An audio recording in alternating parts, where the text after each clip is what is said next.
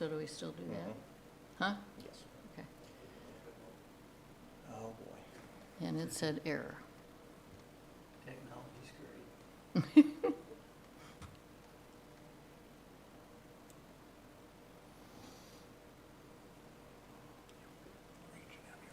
Do you want me to? It does.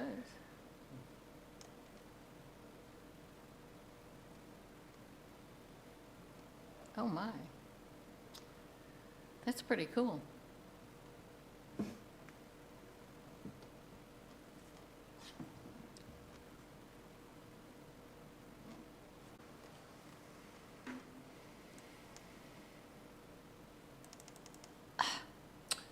Okay, well, we have made the attempt. It is in the minutes. If this is not broadcasting, we will address this prior to the next public meeting. We do see an error code, so if this is not, we will address this with our vendor. This is the first meeting, but it does show recording, so we will proceed. Board, please have your meeting. Thank you, Mayor Green.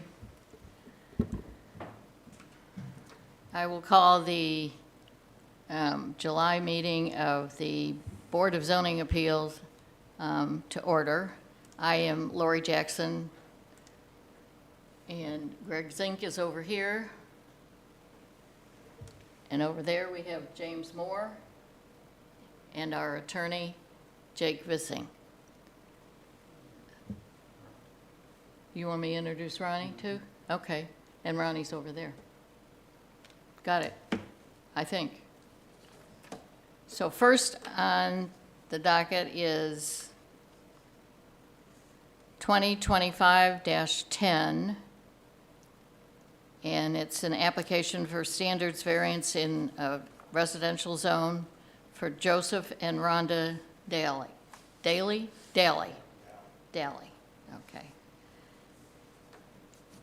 Ronnie, you want to tell something about it, or how are we going to do this? Okay. Yeah, so what we can do is, I'll give a brief little overview. This is a developmental standards variance they're seeking. What I'll do is I'll go ahead and I'll talk a little bit about the procedure, what they're asking for, and then we'll invite the applicant up to speak and then open the floor up for public comment. So the applicants, Joseph and Rhonda Daly, their property is located at 1502 Lake Cylinder Road. It's currently in the RR zone, rural residential, under the zoning ordinance, currently used for residential purposes. They are looking to build a 14 by 20 foot garage, which will encroach into the front setback and side setback by 5 feet each respectively. And for that, they are seeking a developmental standards variance. Just a little overview of developmental standards variances. The Board of Zoning Appeals may approve or deny a variance of a developmental standards such as height, bulk, lot size, setbacks, or area. A developmental standards variance may be approved when such a departure from the developmental standards is not contrary to the public interest and due to the considerations peculiar to the property would not result, or not the result of actions of the applicant themselves. The literal enforcement of the zoning ordinance would result in an unnecessary and undue hardship, and that's from the zoning ordinance itself. And in addition to those requirements, the Indiana Code also sets forth 3 criteria on which a developmental standards variance may be granted, only if the board determines in writing that the approval will not be injurious to the public health, safety, morals, and general welfare of the community, that the use and value of the area adjacent to the property included in the variance will not be affected in a substantially adverse manner, and lastly, that the strict application of the terms of the zoning ordinance will result in practical difficulties in the use of the property.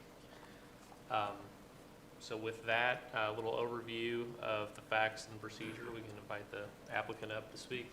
You want to come up and tell us what you want? Well, it's Just for the record. If you just want for to the come, record, stand up here, Yeah. state your name and address. Joseph please. Daly. My and your address is address. 1504 Lakesland Road. Thank you. So we're put a trailer in for the mother-in-law, and she wants to have a garage at 1502. So it was just sent out certified letters, published in the paper, the sign, went through the proper channels, and spoke with all the neighbors, no problem. So it's just up to the council to say yay or nay. Okay, Thank you. Thank you. thank you.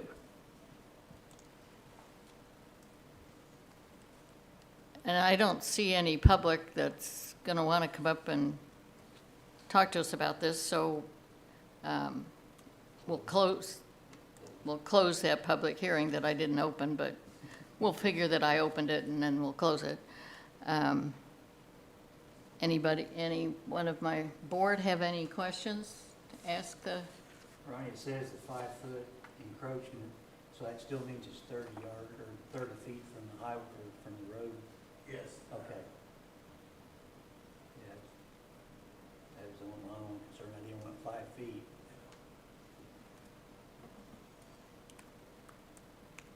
Greg, you got any questions? I don't have any No. questions. Okay. Well, then we'll take a vote, right? Okay. All those in favor? We need a motion, Oh. and then a second, and then a vote. Well, darn it. Yep. Okay. Who would like to make the, I'll make a motion that we approve docket number 2025-10. I second that. there we go. All those in favor say aye. Aye. Aye. Any opposed? Passes. You're good to go. And you're home before dark. I work third shift, so I'll be leaving. Thank you. You're welcome. Okay, next on our agenda is docket number 2025-11. Jake, you want to tell us about this, or? Yes, have you heard from the applicant? Do they plan to be here this evening? I've never heard anything. Okay.